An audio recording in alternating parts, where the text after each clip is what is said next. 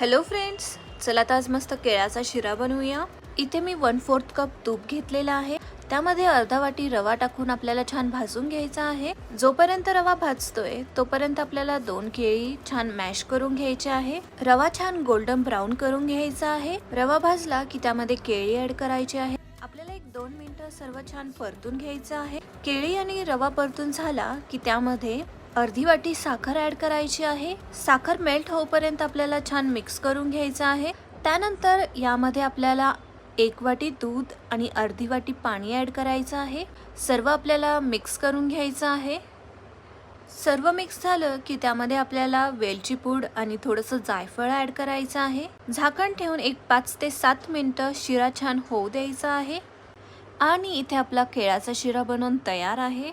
शेवटी थोडेसे dry fruits add करायचे आहेत। तुम्हाला ही रेसिपी कशी वाटली हे नक्की कळवा आणि चॅनलला नक्की सबस्क्राइब